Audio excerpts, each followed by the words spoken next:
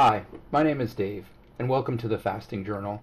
Today, I'm going to talk about what I did to refeed after my 44-day micronutrient fast. Those of you who saw my original video will know that I lost about 50 pounds on that fast. Today, I'd like to talk about what I ate during my break when I broke my fast, what I did not eat when I broke my fast, and how I learned what I should do when I break my fast, and also to tell you what it was like, what breaking a fast after such a long time can be like. So, my experience was a little bit surreal. Let's take a look. Mr. Austin, you have not eaten for 6 weeks. If you eat that steak, you will become very sick. What? Would you have me eat watermelon? I know. When I eat this steak, my mouth is going to tell me it is juicy and delicious. You know, after 6 weeks,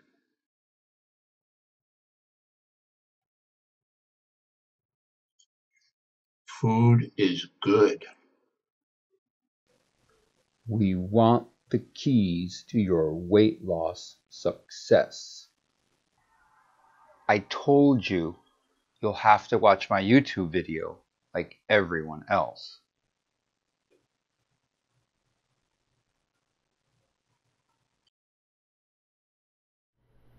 Okay, that was a little bit of humor there. I hope you enjoyed it. It was a pretty fun time shooting that video, and I really decided to have a little bit of fun, but I do take refeeding very seriously, and I want you all to take it very seriously too.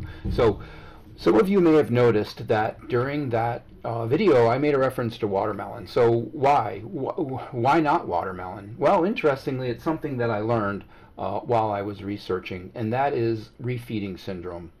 This is a very serious disorder that can occur when you refeed, break your fast, after long periods of not having proper nutrition. So I decided to take a look into this syndrome to really find out what it was all about and whether I needed to prepare myself.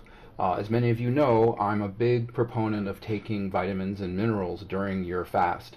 Well, I also wanted to make sure that I did my refeed properly. So I found this paper by a couple of authors that talked about refeeding syndrome. This came up during my internet research on what to do. Basically, refeeding syndrome is a metabolic condition. It's a metabolic condition that happens because you're shifting from ketosis, where you're breaking down fat for energy, and you're shifting that to a situation where you're breaking down sugar. Now, refeeding syndrome has a lot of different components to it. It could be hypomagnesia, so you haven't gotten enough magnesium. It could be hypothiamine, or you haven't gotten enough vitamins. I felt fairly confident during my fast that I had taken care of all of those things, and I went to the doctor about a week before I broke my fast. So I'm not sure exactly if it was a week, but he said I had perfect blood levels. And so for me, that was really important, and I felt really good. But there was something else going on with this disorder, and I want to talk about it a little bit. Basically, bottom line, this could be fatal. And I know a lot of you have seen the YouTube videos of people who have ended up in the hospital because of electrolyte imbalances. Now, I had originally thought that was because they hadn't taken minerals during their fast, and that might still be true, but also, if you don't do your refeed properly, you could also end up in the hospital. So let's take a closer look. So what happens? Well, when you're in ketosis, your body is not breaking down glucose. It's not using glucose as an energy storage. But all of a sudden, when you start to metabolize glucose, you really need phosphorus. And what happens is you get what's called an insulin surge, and the insulin surge is in response to sugar intake, carbohydrate intake. Now, you can also get an insulin response from protein, so we're going to need to talk about that and address it. But what happens basically, if you refeed with carbohydrate, a lot of carbohydrate, you can have what's called hypophosphatemia. Hypophosphatemia is a situation where the phosphate in your bloodstream and your cells gets depleted extremely rapidly because, as far as I have learned from my reading, your body isn't storing a lot of phosphorus. It doesn't need a lot of phosphorus. You're not using a lot of phosphorus. So even if you do a micronutrient search like micronutrient fast like I did, your body isn't keeping phosphorus around. So what can happen is when you refeed, you get into a lot of danger because your body is immediately depleted. And look what it says here: widespread dysfunction, cellular processes affecting almost every physiological system. So this is pretty serious. And when I read this, I was thinking, oh my gosh, what did I get myself into? I'm going to have to figure out how to deal with this. So what I did was I started researching other people who had fasted for long periods of time. And what I came across was pretty interesting. It turns out that David Blaine, I didn't know this before I started, David Blaine had done a 44-day fast. Basically what he did was he put himself into like a plastic cube and elevated himself above the Thames River for 44 days. And when he did this, he only took water. So he took no micronutrients. And so I started thinking, well, you know, I'm in my 5th week. I was in my 5th week. Maybe I was on, I can't remember, sort of maybe 35 to 36, 37 days in. I don't remember exactly when. But I figured, well, if I just add another week, I can do 44 days.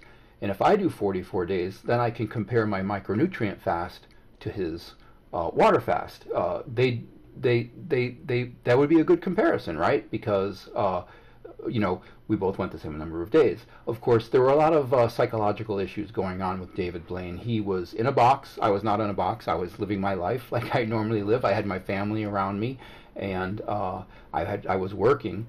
He was isolated. There were people trying to cut off his water supply. So psychologically and emotionally, he was in a much different place than I was. But from a metabolic standpoint, we were pretty much similar in every respect, except I took vitamins and minerals and he did not. Well, what I noticed in this post, which was pretty interesting to me, is that there was a research professor in nutrition that took care of him when he finished his fast. And so I thought, well, let me see if I could find any additional information on what happened, what they did, and how he was refed.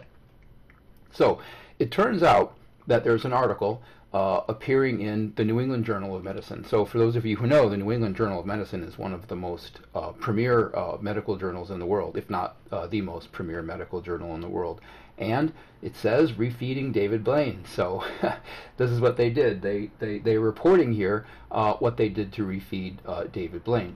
So what happens here, and interestingly enough, sure enough, he suffered from hypophosphatemia on day 1. He was in the hospital, and as it says here, necessitating prompt treatment with intravenous phosphate.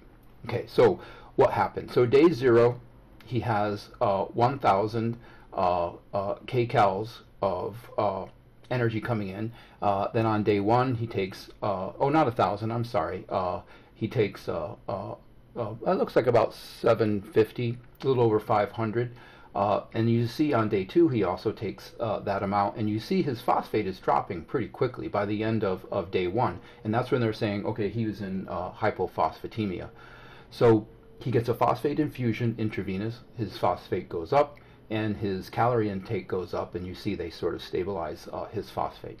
Okay, so we don't have access to a hospital, and I didn't want to end up in a hospital. Well, I do have access to a hospital, but I wasn't going to refeed in a hospital. I wasn't going to make a big deal about it. I didn't think I needed to. I thought I could deal with the phosphate on my own, and that's what I did.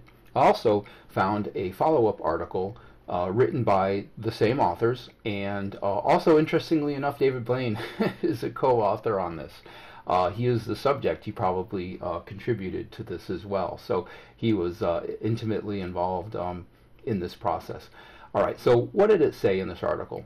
Well, basically, this gave me a little bit more information on hypophosphatemia and how it had evolved. And it turns out that when people started to be parenterally fed in hospitals, or get glucose infusions in hospitals after long periods of being in a coma or other debilitating disorder where they couldn't eat, they started to develop hypophosphatemia, and that was sort of something that was established through that. Now, parenteral feeding means that you're taking you're taking nutrition not orally, so it could be an IV or something like that. Okay, so what happened? So on day 1, as you see here, they gave David 2 cartons of Ensure Plus. So you see on day 0, that was the overnight. We saw that day 0 before, 2 cartons of Ensure Plus, and then another 2 cartons of Ensure Plus on day 1. Now, Ensure is basically what you have in hospitals for feeding patients that can't take solid food, but they can take liquids orally. Let's say you have a feeding tube. They will give you Ensure Plus. So what does it have in it? Well, it's got fat and it's got protein, and it has 44.4 grams of carbohydrate. 12.7 of that is sugar. So when they gave David Blaine 2 cartons of Ensure Plus, they were giving him 88.8 grams of carbs and a little over 25 grams of sugar. And that's kind of what I wanted to avoid, because as you see, by the evening of day 1, he became hypophosphatemic. Of course, if you look closely at the numbers, he's going down. He was at, let me see if I could see this. He was a little bit, he was around 1, so he was a little bit lower than normal. Here it says serum phosphate 0.46 millimoles per liter, and the normal range is 1.2 to 1.7 millimoles per liter. Now, I knew that I had a normal phosphate range because I had blood work done, so I knew I was in the normal range, but I also knew, since he was pretty clear in the normal range as well, that I could still get hypophosphatemia. In other words, just because you have phosphate in your system doesn't necessarily mean you're going to avoid hypophosphatemia, because your body's going to shift, and when your body shifts, it's going to want a lot of phosphorus. So basically, he started to develop hypophosphatemia right after day 0. You see on day 0 he's at 1 level, and then it goes down and it goes down as he's traveling down. And you see that they're taking his blood samples, and when it gets to the end of day 1, they realize, okay, we need to do a phosphorus IV infusion. Okay, so why not watermelon? Well, now you know, I really did not want to break my fast with something that had a lot of carbohydrates in it, right? I did not want to have hypophosphatemia. And this was really important to me, because I had planned on breaking my fast with watermelon. Programmer Jay broke his fast with watermelon. He didn't mention any side effects, but I don't know how much he took. I don't know, what he ate after that. I just don't have that information, and he didn't provide it in his refeeding video. But he and others did caution against eating solid food and eating too much food right away. Me, I feel a little differently, and we're going to talk about that in this video. I think volume is important, but I think it's much more important that you consider what it is that you're taking into your body. So I had planned on taking watermelon. People said it was easy to digest. I really don't know what that means, but that's what people had said, so that was my plan. But after reading this article and seeing what happened to David Blaine, I started to reconsider this, and I started to take the refeed very seriously, and that's why I did the research that I did. Now, the reason I took it very seriously is because, as we saw from David Blaine's study, even just 88 grams of carbohydrate can cause hypophosphatemia. So I started to ask myself, well, okay, what is in watermelon? What are the carbs in watermelon, and what can I do about that? So I looked up the nutrition facts. This is from the FDA, and you see there's, for an 80 calories, that's 2 cups of watermelon, and for 80 calories you have 21 grams of carbohydrate. Now, a gram of that is fiber, so that means you have 20 grams of net carbs. When I refer to net carbs, I'm subtracting out the fiber, because there's 20 grams of carbs in 2 cups of watermelon. So about 10 grams per cup, and that's 80 calories. So if you want to really get a lot of calories out of watermelon, you're going to have to be eating a lot of watermelon. Even if you wanted 800 calories, you'd have to take you'd have to take 20 cups. That's a lot of watermelon, and that's going to put you in hypophosphatemia. So you see the point is that to get the calories that you want in order to avoid starvation mode and get yourself into a normal feeding cycle, you're going to have to take a lot of watermelon if watermelon is what you choose. Also, 20 grams of sugar. So sugar is not a complex carbohydrate. It's a very simple carbohydrate, and it's digested very fast. And the insulin response is also very fast. If you were to take something with a low glycemic index, the insulin response wouldn't be so fast. And in my view, that would give my body more time to digest what it needed to digest before I got that insulin surge and hypophosphatemia. So that was another reason why I didn't really think watermelon would be something that I would want.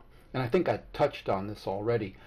There's no fat and very little protein in watermelon. So basically, I'm not getting the calories that I need. And if I increase the amount of watermelon that I eat, I'm going to be increasing my risk of hypophosphatemia.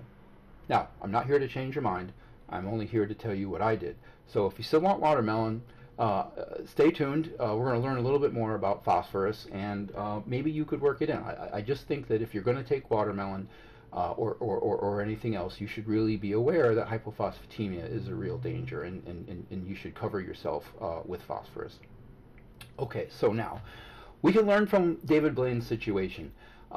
Personally, I was a little surprised that they sort of sat back and waited for hypophosphatemia to occur when they wrote these articles. They seemed to know that it could happen. They seemed to know why and how. Yet they still gave him, a ton of carbohydrate and just sat back to watch his phosphorus deplete. I wasn't going to do the same thing. I wanted to know what phosphorus I could take ahead of time to get ahead of the curve and really figure out how to avoid hypophosphatemia completely. So they gave him, let's see, we've got our chart back here, right? You see day 0 and day 1. So when they started the phosphate infusion, they gave him 25 millimoles of phosphate, okay? And then on the next few days, they gave him 16 millimoles and 16 millimoles. So that was good. That gave me a target. They started with 25 and they went to 16. So that sort of told me, okay, if I'm looking for a phosphorus supplement, that's the range that I should be going for. Granted, I was going to take mine orally, so I was thinking I would take a little bit more. And an IV infusion is very fast, but still, this gives me a range to shoot for. So what did I do? Well, I took phosphorus, and I had a hard time finding phosphorus in the stores. For example, if I went to the Vitamin Shop or GNC, they just didn't have it in stock. But I was able to find a source online, and I'll include a link in the description below so that you can find where I got exactly what I took. And this was from a company by the name of Standard Process. It was Disodium phosphate. So it turns out that there's 580 milligrams in 3 capsules. That's what they call a serving. So that means there's 190 milligrams in each capsule. Now, that corresponds to 6.2 millimoles, and I did the calculation myself. I used to be a chemist, so I feel comfortable with that. Unless, of course, the phosphorus there that they're saying is phosphate, but they don't say phosphate, they say phosphorus. So based on the assumption that phosphorus actually means phosphorus in their label, there was 6.2 millimoles of phosphorus in each capsule. And so you saw what we were targeting for. They had David Blaine on 25 millimoles the first day and 16 millimoles after that. I thought, that if it was 6 times 3 is 18, so what I did was I took 3 capsules a day. And I took them throughout the day. I didn't want to bulk up too much and have my body just get rid of it, through my kidneys. So I took 3 in the morning and noon and in the evening. And here's the key.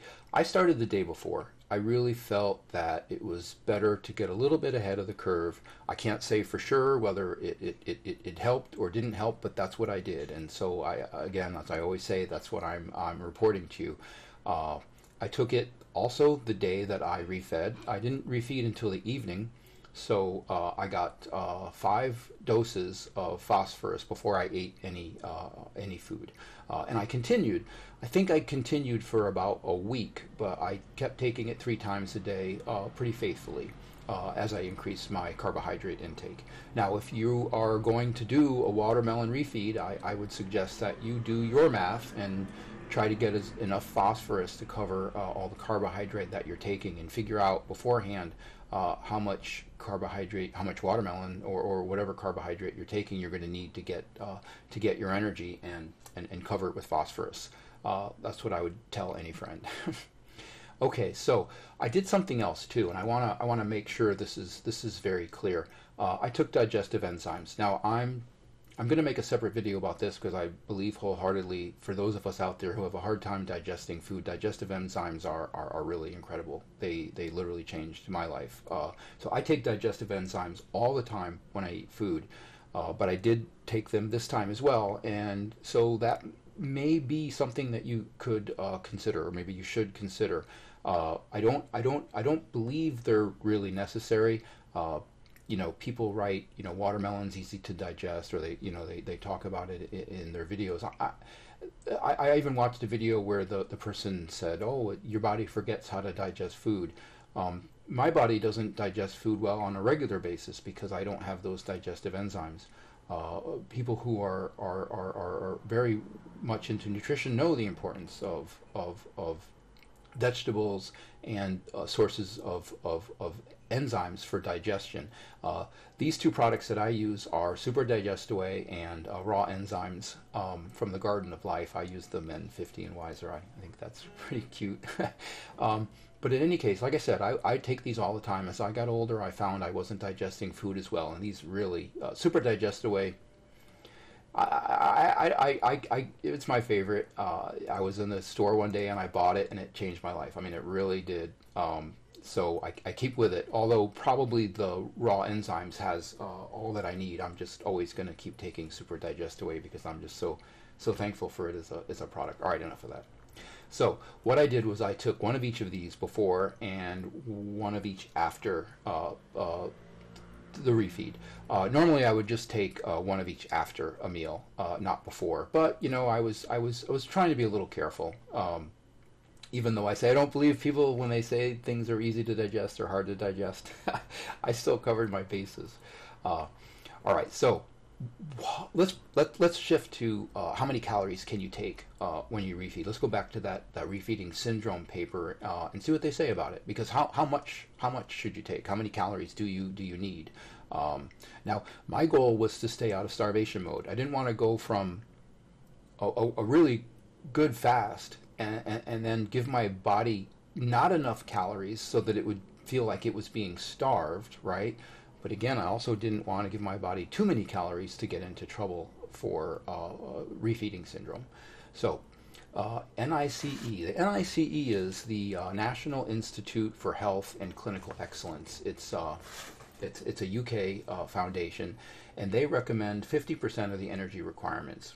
And importantly, and I think this is something to point out, they say that this is for patients who have eaten little or nothing for more than 5 days. So that gives us a clue. So for those of you out there who aren't even doing a long-term fast, either doing a medium-term fast or shorter, even if you're going 5 days, they recommend that you limit your caloric intake to 50% the RDA in the beginning, and then ramp it up. Now, they have a special recommendation for people who are at, I think they call it high risk. Yeah, if you're at high risk of developing refeeding syndrome, they suggest 0.042 millijoules per kilogram every 24 hours. Now, this is a British organization, and so they're going to give us millijoules. We'll do that calculation in a moment. Now, they have another recommendation for patients who they say are very malnourished. I don't know exactly what that means, but if I were water fasting, I would put myself in that category. I felt like when I was doing the micronutrient fast that I had the vitamins and minerals that I needed, but so I would put myself at the high risk category. But you never know; you can always play it safe. And for those people in the very malnourished category, they say 0.021 millijoules per kilogram per day. So what does that all mean? So let's take a look at the recommended daily allowances. Now, if you are a male your recommended daily allowance is 2,500 calories per day. If you're female, it's 2,000 calories per day. Now, this is a generalization. There is a very detailed sheet of recommended daily allowances for men or women and your level of activity by age. And I found this very useful, but a little too much information to include in the video. So I'll include a link to that in the comments below so that you can take a look and see exactly what your calorie intake is for your age and your activity level. I thought that was pretty decent. You know, if we're talking about 1,200 calories for a male and 1,000 calories for a female. So that's the 50% of the RDA recommendation. What I found interesting is when I calculated this is the high risk 0.042 where I would put myself. It was millijoules transfer over to calories. It turned out to be about 10 calories per kilogram, or because there's 2.2 pounds in a kilogram, about 22 calories per pound. So if you weigh 100 pounds, that's 2,200 calories. This was a little confusing to me because this was more calories than the 50% of the RDA number. So I didn't find it actually that helpful. If anything, it made me think that maybe the calorie choice isn't so much. And again, if you go to the 0.021 millijoules per kilogram per day, that's about 5 calories per kilogram. And so if you're 100 pounds, that's 1,100 calories. Now I know what you're saying. Well, no, none of us are 100 pounds. We're multiples of that. And that's exactly the point. The point is I wanted to give you a number that you could use that was very easy. So if you're 200 pounds, you just do twice. If you're 150, you do 1.5. That's why I did 100 pounds, not because I expect you to be 100 pounds at the end of your fast, and I certainly wasn't. I was double that. So, but interestingly, if for 100 pounds, 2,200 calories, that sort of said that if I was at high risk, I should eat 4,400 calories. I'm not quite sure that's correct. I checked my conversion from millijoules to calories twice, and it seems to be right. So at the end of all this, I decided to go with the 50% of the RDA. That seemed about right to me, and it also seemed to match the very malnourished level. Well, actually, no, very malnourished was more, but 50% of the RDA was what I decided to go with. Okay, so exactly what did I eat? So I ate steak, cheese, and vegetables. And yes, the Matrix video, the one that I shot for fun, that was me eating food for the first time after 44 days. That was the first food I ever had, and it was so good. And I learned from that video that I am a really bad actor. I mean, I'm really bad. I cringe every time I see it. But I think I know what you're asking me. Why steak? Why did you have steak? Well, the real reason I had steak is because I really wanted to push the boundaries. I felt I was in a unique situation. I had not eaten for 44 days. I had taken all my micronutrients, and when I compare myself to a water fast like the one David Blaine did, he didn't have any micronutrients, and he was drinking Ensure shakes. I thought, look, I'm going to just take a risk. I'm going to eat something that people believe is hard to digest so I can see what happens. I'm in that position. And if it goes wrong, I'm the only one who's going to suffer. And you know, when I was reading Dr. Fung's book, he talks about keeping volume down. And I felt that was important too. I had an incident with broth where I ate too much broth and I had 32 ounces of broth, and I thought that was a mistake.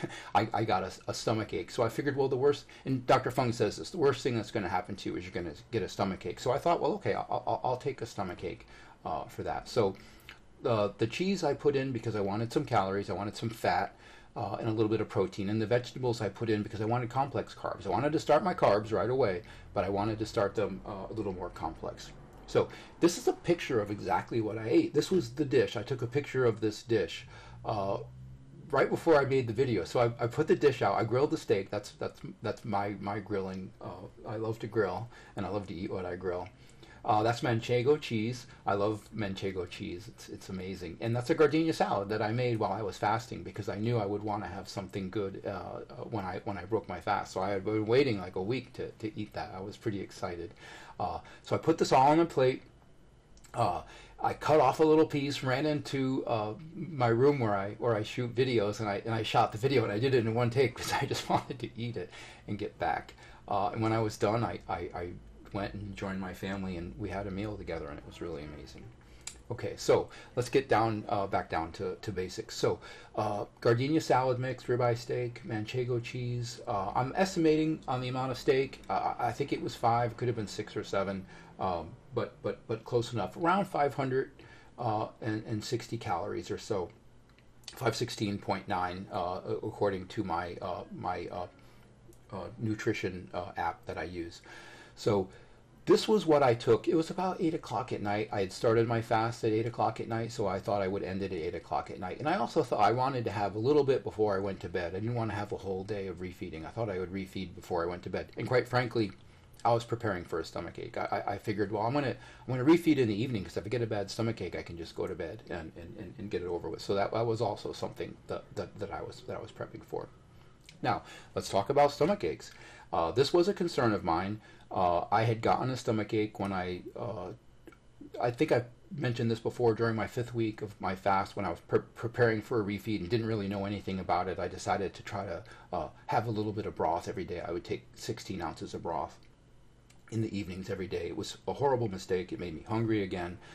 And one night I hadn't had, actually no, now I remember I was taking 16 ounces at lunch and 16 ounces at dinner. And on the 3rd day that I was doing that, I got so hungry. I was busy at lunch. I got so hungry around dinner that I had 2. I thought, oh, I'll just take 2 16-ounce portions of broth, and I got a really bad stomach ache.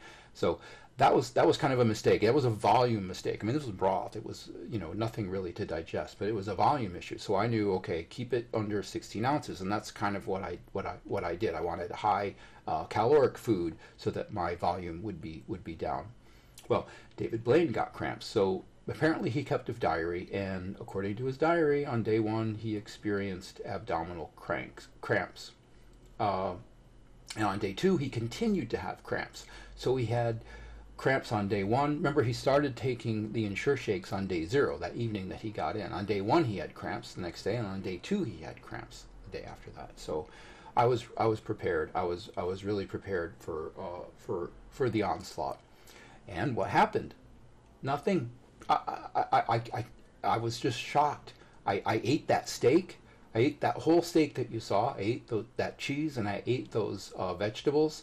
516 calories worth, and nothing. I was amazed. I was really amazed. I got no cramp at all. No cramp, no pain. It was great. It was really great. And I had steak. I kind of like that. One other point I want to make here is that on day 5, David Blaine is reporting, my hunger grew out of proportion and I was eating almost a double portion of all meals. Now, I really did want to eat when I was done, and I kind of wanted to eat a little bit after I had the 516 calories, but I didn't. I chose the evening time to break my fast, and I think it was a good idea. If I'd gotten a stomach ache, I could have gone to bed. I didn't get a stomach ache, but I got a little hungry, so I went to bed so I wouldn't eat. I didn't stay up late that night. I went to bed, and I look forward to breakfast the next morning. That's what I did. So what did I do? Again, we're talking about it here. Day 1, 516 calories, about 4 grams of carbs. The next day I had 3 meals. I think I had cottage cheese maybe in the morning. I had cheese as well. So again, a lot of fat, a little bit of carbs.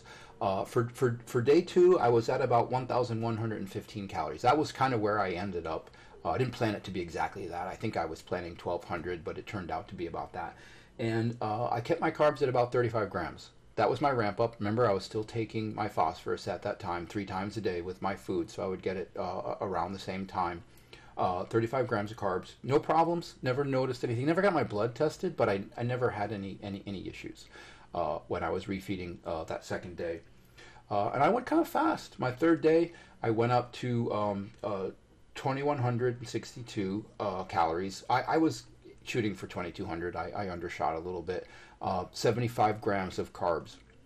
And what I had planned to do after this 3rd day is to continue on intermittent fasting, which I did, and I kept my net carbs to about 76. I'm sorry, I kept my net carbs to about 100 grams per day. Now I didn't do that for any reason like phosphorus. I just did that because I do a little bit better. My digestive system does a little bit better when I when I keep my my carbs low. So that was my target. My target was 100 grams of carbs total. So I did 4, 35, 76, and then the next day I believe I was up to 100. So that's what I did. That's what I ate. Now, what did I avoid? As I said, I avoided sugar. I if you really want to have fruit and watermelon when you break your fast, or an Ensure shake or a muscle milk, something like that, just be aware of hypophosphatemia. Cover your phosphorus. I really would avoid simple sugars. I think complex sugars would be much better. And I tried to do that myself. And I had again, I'll say it. I had a completely uneventful refeed. It was purely enjoyable, no pain. It was just great. I was very happy. Too much volume, right? You can test with liquids. I did accidentally. It wasn't very fun. What you can do is you can just say, well, okay, I'm gonna keep the volume down. I think volume is a very important consideration. Probably the most important after your metabolic balance, right? So it's just going to prevent you from getting a stomach ache. For me, it was 16 ounces. For you, it might be different. And try not to eat too fast. I purposefully didn't eat alone. I purposely had my first refeed meal with my family, so that there would be talking and joking and me just saying, wow, this tastes amazing. Oh my gosh, this tastes amazing. Every time I ate something, and and I enjoyed it. So I try not to eat too fast because I would give myself a stomach ache in a normal time if I ate too fast. That's what I sometimes used to do. So to finish off, I just like to say that what I learned during my research is that if it's over 5 days, you really got to start thinking about refeeding syndrome. If you are water fasting, you should really be thinking about all of the aspects of refeeding syndrome, magnesium, thiamine, the other vitamins that can be depleted in your body. If you're micronutrient fasting, you still have to worry about phosphorus. That was something that I learned. It was something that I am very happy that I was able to learn and I was able to avoid. And again, I started on day -1. Of course, you can start earlier. I wanted to just start a day ahead of time. I had read in one of the articles that you really don't hold phosphorus for very long. So I thought, well, it's just going to be a waste to start before day 1. And I actually think that I had to wait for the phosphorus to come in because I had to mail order it. So that might be something to think about a little bit ahead of time. Now, if you're water fasting, you could always do a couple days of micronutrient, supplementation before your refeed. Get your minerals back up. That would be what I would do if I ever decided to water fast. I know a lot of you out there have sent comments talking about detox and the benefits of a pure water fast, and I get it. I really do get it. It wasn't for me.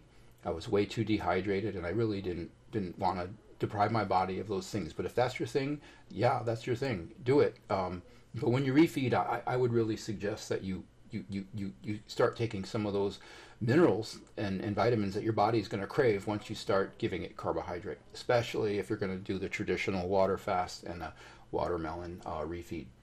I kept my carbs to a minimum. I still keep them to a minimum. That's my personal choice. If I were to carb up, I would go with something more complex. Your body has to break down. Low glycemic index is probably the best way to go. Also, don't forget, protein does initiate an insulin response. So don't think, well, I can just go high protein and avoid hypophosphatemia. I don't think that's the case. If you look at the papers that we've reviewed here, it's the insulin response that causes this shift in metabolism. So if you take a lot of protein, it's going to still institute this response, not as much as carbohydrates, but it will. And that's why I really focused on fat, cheese, and a really fatty steak. That was a ribeye, by the way, one of my favorites, very high in fat. I kept my volume below 16 ounces. We discussed why. Your actual volume is going to be different, and you can either go with the lower volume like 8, or you can test it out. I increased my calories and my carbs slowly, a little more rapidly than the paper suggested. I think they suggested 5 to 7 days. Certainly more rapidly than David Blaine. They didn't let David Blaine eat anything until day 5, and I think they gave him potato chips, which wouldn't have been my choice, but maybe that was David's choice. Digestive enzymes. Again, I report what I do. I can't really say you need them, but I can tell you that I took them and I absolutely had no issues. So they're definitely something that aren't going to hurt. And if you're experiencing, sort of pain or other issues while you're eating, which is what happened to me, you might want to just try digestive enzymes anyway. If you're young and you're 20 or 30, that may not be the case, but as we get older, I've read, we tend to lose those, so that's a good thing. All right, so I call this the fasting journal. The reason I do is because it's a journal of my experiences. It's an experiential page, and I've just been so overwhelmed with the great comments that people have given. And yes, I know a lot of you had said, "Where's this refeed video? We really need it." Here it is. I'm sorry it took so long. I really wanted to do an in-depth analysis because, quite frankly, I was pretty concerned when I first read about refeeding syndrome, and I wanted to make sure I did my refeed right, push the boundaries a little bit, which I did, but do it right and report it. Big news, I started a Facebook page, so go ahead, check us out. I wanted to have a place where people could talk and post. People do that so much on the comments, and I'm really appreciative of all the comments on the videos. But I want to have a central location where we can all share. So once again, thanks for watching, and take care.